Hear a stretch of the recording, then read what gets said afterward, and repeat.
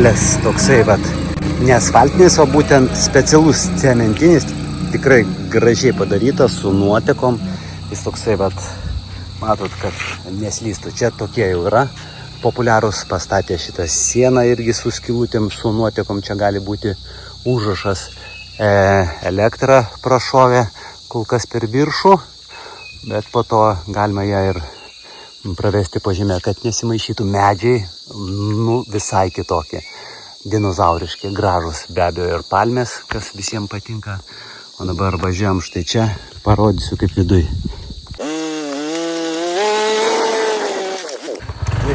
Tai čia yra kalnai, šiek tiek statesnis įvažiavimas, neįprastas mums, tikrai toksai statokas. Bet dabar, kai yra viskas dengta, dar ne viską padengiam, toliau bus tenai žvyras.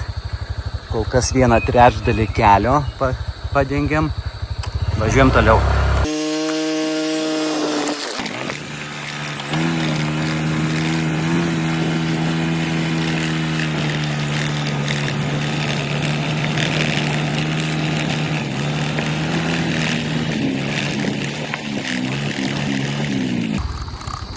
Jau po truputėlį štai šitas vaizdas, to jau papasakosiu viskas kaip čia yra.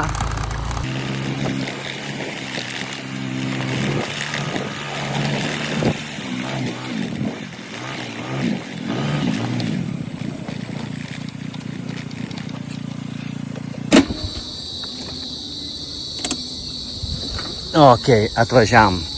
Kol kas nieko daug nesitikėkit, čia tikrai yra strojkės per pusę, bet papasakosiu bendrą filosofiją. Tai kaip ir sakiau, šitie medžiai labai dinozauriniai tokie, išsiraitę, žolė nereali ir išlaikyta dar būtent šita pozicija. Čia kol kas daržiukai, pravalyta, pažiūrėsim pravalyta truputėlį džiunglių teritorija, nes čia buvo viskas džiunglėse.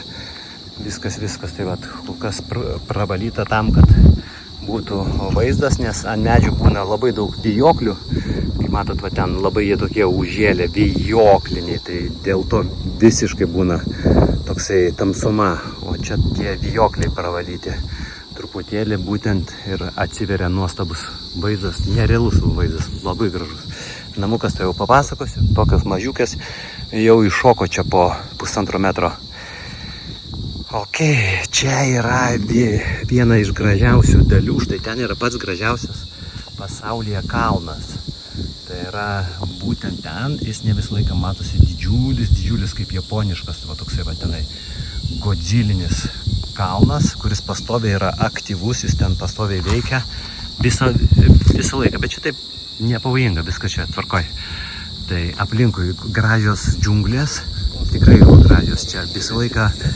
Visais garsais švilpauja įvairiausiai paukščiai, kas valandą keičiasi, vakarais, rytais, jie visą laiką keičiasi, visą laiką muzika tokia labai skirtinga, kas tau duoda tos tikros gamtos ramybės, tikra. Ok, tai stato čia viską paprastai, rankytėm. Vienas iš pirmųjų statinių tai būtent baseinas, kad žmonės galėtų atvažiuoti, atsipalaiduoti, būtent parvažiuoji, prisiparkuoji ir turi baseiną. Baseinas 20 metrų, 3 metrų pločio, ganėtinai gilus, kad tu gali pasiplaukyti, tiesiog kvadratinis. Ten dar bus cisternos, jau sekančiam video greičiausiai jas matysit. Ir medžiai maksimaliai visi išlaikyti. Ir štai tada du namukai po 25 kvadratukus. Paprasta skandinaviška, planuojam viską skandinaviškai, pilka langai, didžiulės durys, ilgi langai, nestandartiniai, tam, kad atvažiuoti tiesiog ir pailsėti, nes čia daug dalykų nereikia, reikia tiesiog pamiegoti, nusiprausti ir turėti mini virtuvėlę. Tai važiuojam, ok. Čia dabar viskas, taip ir matosi, lubos, čia 3,5 metrų, su lubom tikrai nėra prašauta, ilgi langai, čia tualetas, čia kas fantazijos neturit, nežiūrėkit, dušas, bet kas supranta, kas čia bus, tai yra gerai. Ir, ok, virtuvėlė, jau viskas nuotykiai pravesta, tai viskas taip ir bus, toksai cementas, cemento čia daug, nesunku gauti, labai daug, virtuvėlė visko ko reikia, kriauklytė, dujinė su mini gartraukiu, tai toks pasidėjimo kambariukas rūbam, dviračiui, dar kažkam, šaldytuvas, čia irgi bus per pusės stogelis, kur rekuperacija pasislėps. Matot, medžiai visiškai prie pat, kas yra wow, gražu, tu esi susilietęs su ta gamta. Tai aišku, čia yra bedroom, lova ir daugiau kaip ir nieko ir nereikia, staliukas savo kampe. Ir žinoma, svarbiausia tai yra terasos, kaip sakiau, medžiai išsaugoti, jie yra štai čia, terasai, visi labai faini, tu vat išeini, čia yra terasa ir tu matai štai tokį gražų vaizdą. Čia dar irgi viskas tvarkysis, bet, žalia yra, išties labai gražu. Labai fantastiška, čia dar papildomai augina šakas, laistoja čia kasdieną medžiai, va terasai, kas yra faina, galima ant tų medžių ir išeini ir atsisėdi ant terasos. Taip, apsaugos dar čia bus, sakau, čia pionierius projektas.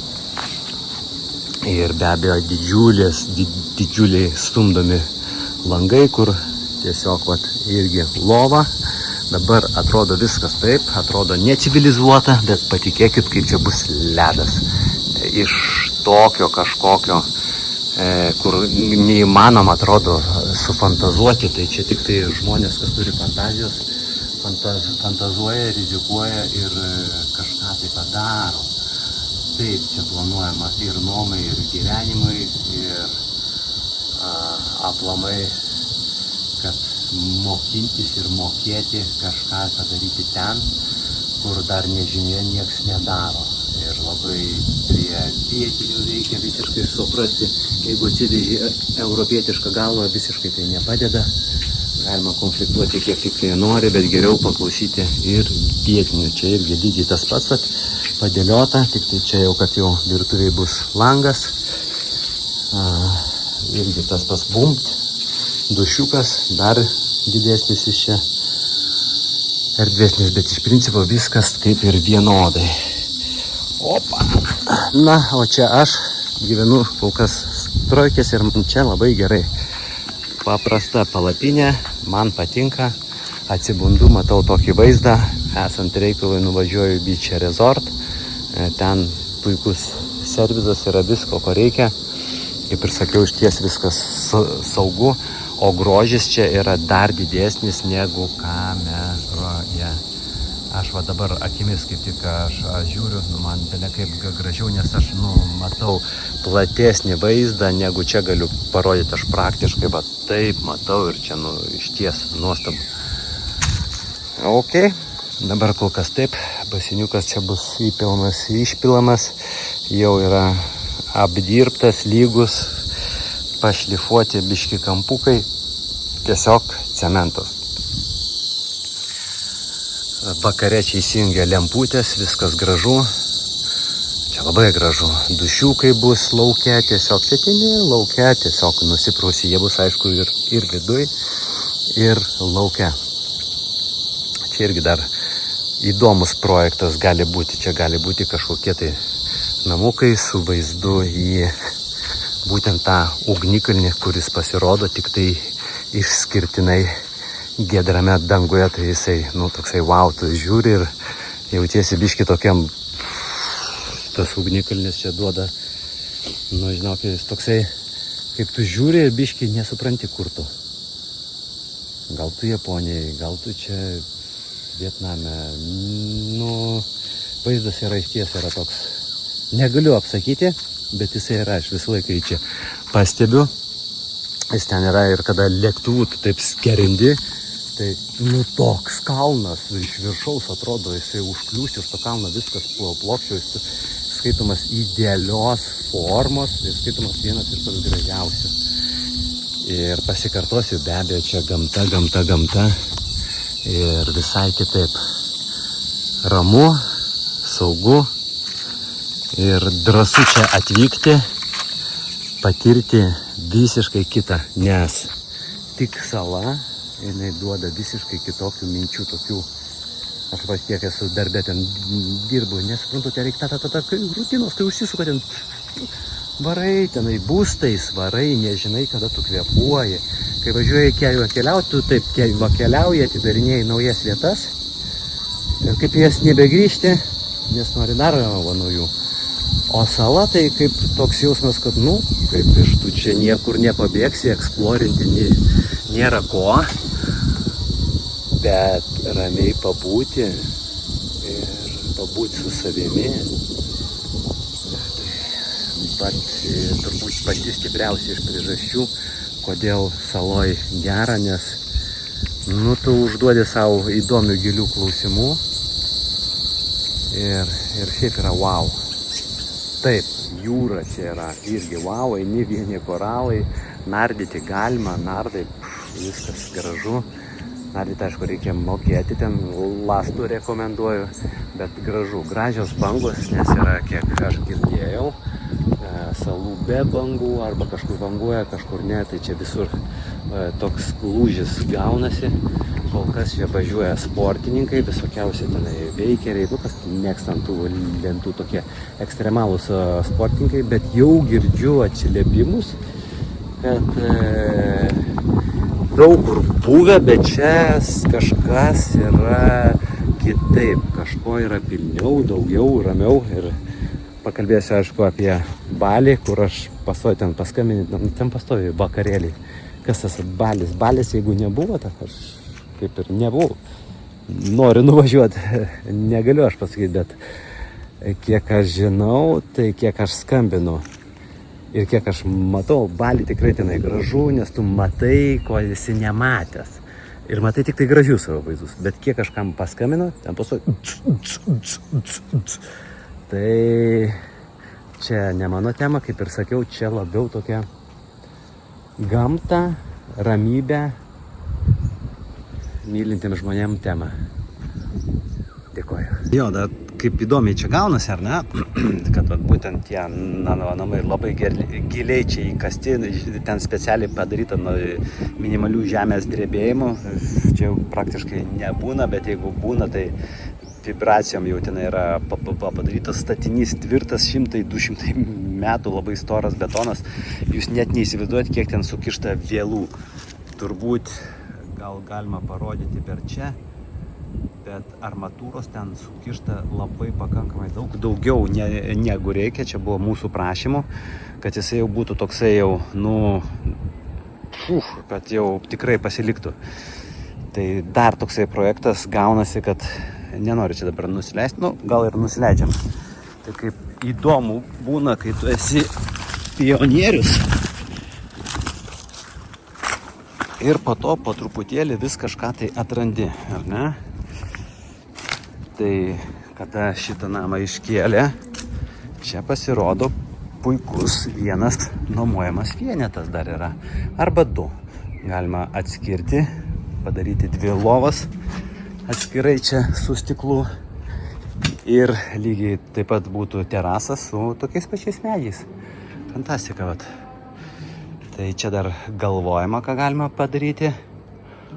Kažkaip tikrai bus gražu. Galima gal ir stiklinės kažką tai padaryti. Fantazijos klausimas. Bet erdvė čia tiesiog atsiradęs puikus kvadratas, kurį galima puikiai išnaudoti. Atvažiavo dronistai. Su dronu filmuos. Pažiūrėkim, kaip čia yra aplinkui iš paukščio skrydžio. Ir pasieniuką dabar kalam. Čia nusprendė medis bus laiptukai į tą terasą, nes terasa yra wow. Ten tiek daug žalumos, kad norisi būti kažkokius tokius įdomius laiptus. Turėtų būti nestandartinis sprendimas lipti per medį. Pasieniuką baigia tvarkyti. Viską vinukais daro. Žmonės be galo darbingi ir niekas nevyzia kapelę kur kitur.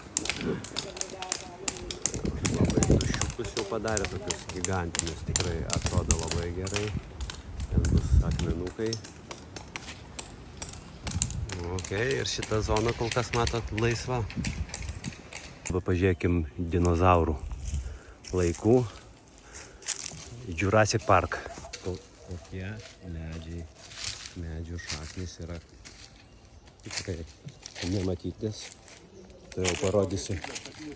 Taip, va, kokio dydžio šaknis, tai va čia gal ne taip ir matosi, aš tai biškį prieisiu. Šaknis, kokios gražios, plonos, kokia faktūra nuostabi, neįtikėtinas. Žiūrėkit, kaip liejasi, mat, kaip viskas unikalu. Labai gražus medžiai. Kaip vingiuoja, kokiais vingiais gražiais. O, prašau. Kosmosas.